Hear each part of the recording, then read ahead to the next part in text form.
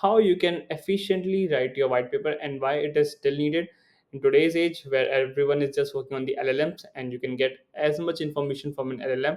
So why is it still relevant to write a white paper, and if it is, then how it can be the good strategies to build more trust and gain traction on your project. So without any further ado, let's dive deep into it and understand white papers are still the first trust signals. Why? Because a weaker white paper will just create a doubt that and like even before the product is reviewed. It's just a simple understanding and a very basic thing that it will show that you are not very that serious for your project. And as a community, the if the people wants to understand that if the product owners are really serious for this, and for that you need to have a good white paper written. And the white paper, like, it should not be lengthy, it should not be exhausting. I'm not saying that you need to write, but it should be well structured and should cover all the important aspects which it should have. And I'm gonna discuss the aspect on the later part of the webinar, and you can just skip to it if you know what is coming to the introduction. But yeah, meanwhile you can stay tuned and you can just go yeah, like on a hang basis, and I'm gonna cover everything step by step only. So the way you write it impacts how your project get funded, and how it's and the seriousness like because before communities start trusting your project, they should know that the project owners are trusting their own project. And for that, the first step needs to explain them that why are you building out this project, and why are you taking this project out in the world, and why you are expecting the people to interact with it, to invest in it, and enjoy it. So for that reason, a weak white paper creates a doubt even before the product is reviewed. And if a white paper is strong, it creates a sense of uh, trust, and people are a little bit excited, and they're always excited to know when the projects are coming. And then you can see on your X or on your Discord, people will say when release. So it's a very common term in the Web3, in the crypto world. So why what builds trust in a white paper today? So first is clear value proposition, which means that the white paper should immediately state what the project does and why it matters.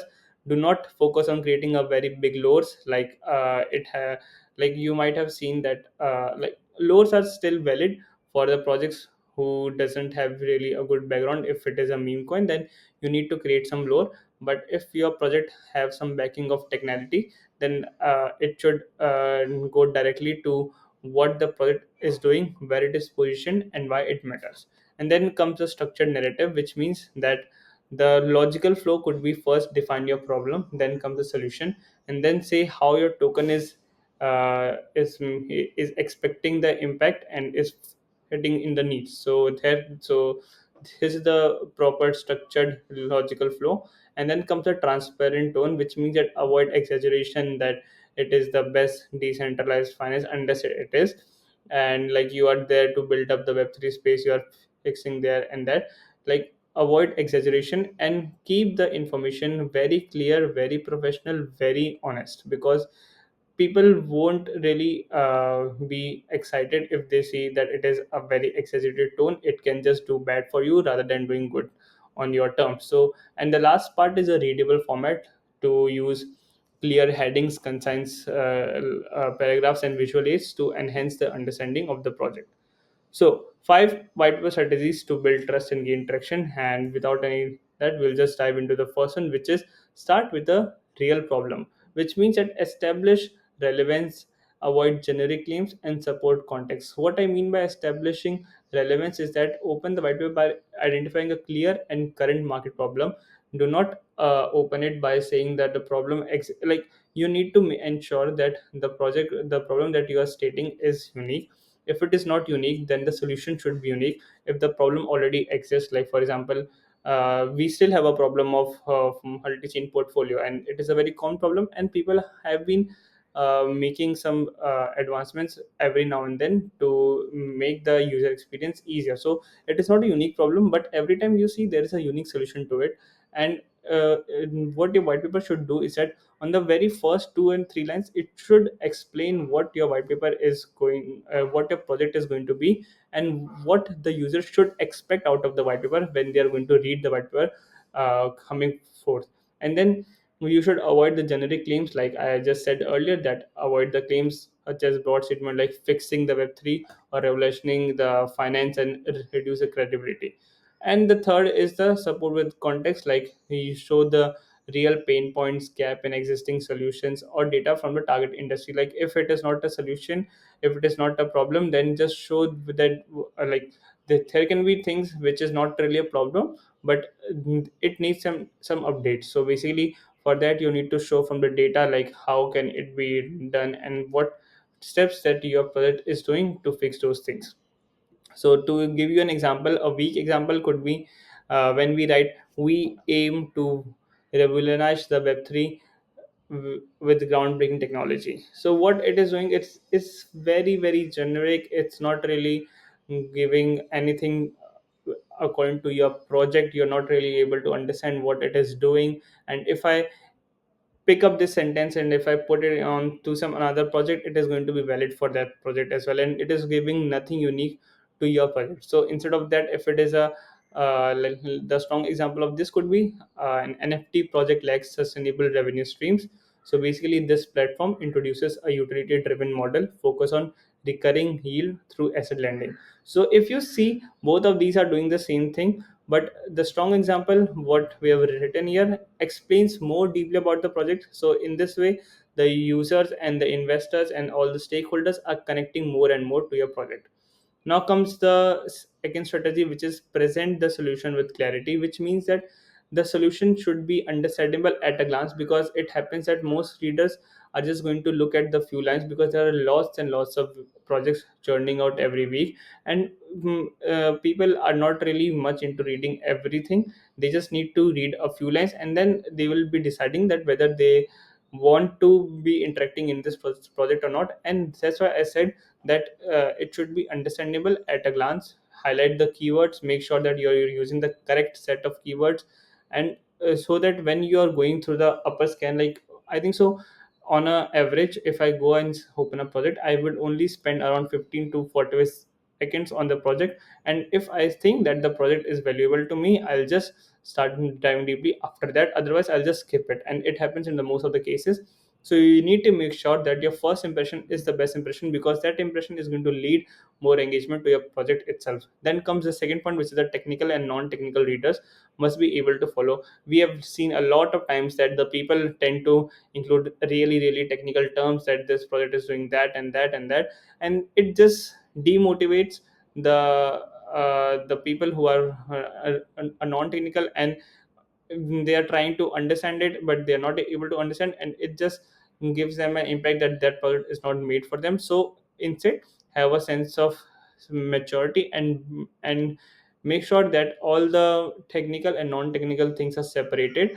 The technical should be also well documented and the non-technical should be also well documented, because if you keep it just simple for the non-technical, then if someone wants to technically get involved in the project, they will see that the project is not very technically apt, so they also might just skip it. So instead of, the best way could be the first few lines of the first few paragraphs, or the disclaimer, or the first thing should have a combination of both technical and non-technical, and then afterwards in the white paper you should have a separate s- action of understanding the economics effect and the technical architecture of the project. So basically it is targeting the all kind of stakeholder groups. And then comes a point, which is the avoiding system level jargon in the main body, which means that detailed architecture protocol mechanisms can be replaced into technical appendices. You can just skip and add it into the part where you are discussing about more on the technical aspect of the project. And just as I've explained earlier, it's easier to separate them and to ensure that uh, even if you're separating them, like it's not like you're not talking about economics terms into their projects, into the technical aspects. It's best to have a combination of both of them. And then comes the last part, which is explain how the solution directly addresses the problem, which means that the connection should be visible and easy to trace. So moving on to an example of this should be like our protocol uses an innovative architecture to empower decentralized growth. It is a very weak example, because let's understand the terms innovative architecture. What does this really means? We are not really able to understand what an innovative architecture is. But in the other side, on the strong example, as you can see, I've explained, is that the protocol offers no code automation for smart contract deployment, reducing the dev time by 70% and improving the audit readiness. So basically what it is doing is that you have replaced an innovative architecture to a no code automation for smart contract. So basically a no code automation for smart contract is also the architecture, but it is unique to your own project. It is defining what your project is really doing. So instead of just writing innovative architecture, you might see that the weak example is less in content, but the strong example is also less in content, but it is explaining the terms in a very simple language. So the strong example is also showing the terms in a technical way, but it is also very very much understood by a non-technical reader as well. So you can just simply use the best sorts of words combinations. And for now, with all the AI around, with all the LLMs around, it is really easy to create the best sort of sentences for your projects. Now let's dive into the third strategy, which is simplify the tokenomics without overselling, which means that you should define the purpose of the token utility, the supply distribution, and the holding incentives very clearly and very properly. You should define what the token enables, like if it is going to have a governance, payments, access, and all, and then avoid vague descriptions like fueling the ecosystem. And how and where the tokens are actually used, you should really explain that part. Then comes the supply and distribution, which means that you should state the in transparently, you should state the total supply, total token standards. You should break down all the allocations, like what allocations are going to the public round, to the private round, to the investor, to the treasuries, to the angels, and all of the others. And along with that, you should also include, like, if when the token is bought, how much is going to be the lockup periods or the vesting schedules, or if you also have any staking involved, you also need to ensure that it is also well structured and clearly written out. And then comes, and the best part to really write the tokenomics without explaining anything is just create a table. A table explains itself, and just show the maths what is happening there, and it is really really the best way to show the tokenomics. And then the third part is encourage long term participations through sustainable mechanism, which means staking utility benefits and avoid relying on price speculation, and highlight how the design prevents early dumping. So the weak example could be the token fuels ecosystem and is expected to rise in value. How, where, for which project, we have no idea what it is talking about, because it can be used for any other project, right? And the strong example could be that this token is used for governance, voting, platform access, validator incentives. Like, you are really explaining all the particulars, where it is going and all the utilities, what it is happening. Like, if you hold this token, you could be eligible for governance voting, you have access to the platform, and you enjoy the validator incentives. So all of these things what you are doing is because of the tokens. And then comes the part that the 40% of token is of the token supplies reserved for the staking rewards and release over 36 months. And let's say out of the remaining 60%, the 20% is going for the public sale, 10% is going for the like for the investors, and so on so forth. So basically what you are doing is that you are showing that if my token has a supply of 100 million, then what percentage of token is behaving to what. And mm, and also showing that what like if I'm participating in a public sale, then after what amount of time I'm going to get the hold of the token. And all these things are clearly structured out. And as I just said a few minutes ago, that the best way to show tokenomics is to include a table. Then comes the next part, which is the show team and roadmap transparently. So what I mean by this is that you need to show the people who are building the projects.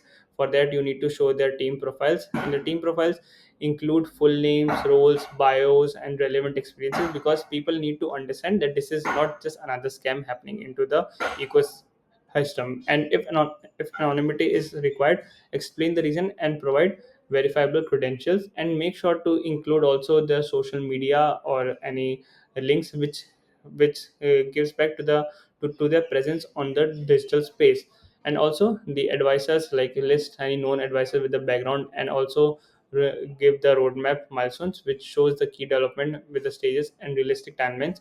Like if I start with an NFT project, I should not end up into a very extremely complex protocol L3 kind of chain. I should show my milestones to be as realistic as possible, and also show that it has been already been audited, and it has already been used by an expert advice. And for that, if you need an expert advice, we as a team token minds, we step into, we have an expertise in writing white paper and tokenomics itself. And if you want to audit your white paper, if you want us to write your white paper, if you want us to sit together and create a white paper from the sketch, we do that thing as well.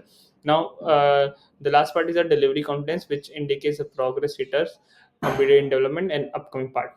And the example could be, our team is fully committed, Q4 grows community expanded option. This is a weak example because it is valid for every other project. As I said, a weak example is an example that you can pick out from a white paper and you can put it into another white paper, and it will be going with that white paper as well. So the strong example could be led by a former consensus and Binance engineers. It is showing that who is building this project. And the milestone goal could be like onboard 5,000 users through testnet launch and secure partnership with one launchpad, because you are here explaining very very clearly and transparently what your goals are. It looks very like, the if you show number, it means that you have calculated that this much amount of users can come. The users goal should are not looking very over promising, it looks something which is very achievable. So to make sure everything is kept under realistic terms is going to benefit your project in the very very good manner. And the last part is to use the professional formatting and structure, which means to show clear hierarchy, readable layout, visual clarity, and consistent styling, which means that use headings, subheadings, and consistent spacing to guide the reader. Like, it should not just come into one big paragraph. You should always have subheadings, headings, where the readers can go up and down and understand what part of the projects they are actually reading. And the readable layout, which means that avoid large block of text, use bullet points, short paragraphs, and diagrams are really really really important. And then for the visual clarity, that include charts and infographics. For tokenomics, use tables. Then roadmaps, like you can show the roadmap with the direction with the arrows, like Q1 is doing this, and then it is going to the Q2 error, and like the arrow is leading to the Q2, and you can show on the video. So ensure that it is looking visually good. You're using less words to explain it, and giving the more details which is required. And then consistent styling, which means apply only one font style, color scheme, and layout throughout the document. It is really very important, because if you move from one font to another, then it doesn't feel really well connected. So it is always ensure that the font style and color schemes are the same. So to find example for this as well is like walls of text, inconsistent headings, no visual, and poor PDF formatting. The strong example could be clean structured section layout, readable font, pie chart for token allocation, and clickable table of contents. So our table of contents is also very required. Like if I have multiple headings and subheadings, then I should always show them into the first of the page. And if I click on this subheading or heading, it should lead to that page itself. So it is very very important. So with this, we want to end our webinar. And if you want to strengthen your white paper, you can reach out to us. We token minds have a very good years of expertise in building white paper. We have a team of writers and the people who are experts in creating white paper tokenomics, and also the developers who has been interacting with these kind of projects. We all sit together to ensure that your white paper has been done with a very great extent. If you already have a white paper, you want it to be audited, we also do that service. If you have your idea in your mind, and if you want us to build a white paper from the scratch, we also do that in your mind of how are you. So if you have that in mind, just reach out to us and we can take the discussion from there. And meanwhile, if you want to stay to know more about the latest advancements in the web3 space and the AI, stay tuned, because every week we bring out a very good webinar, and which is open for all of the which is open for all of the demographics. And stay tuned. Until then, see you. Bye bye.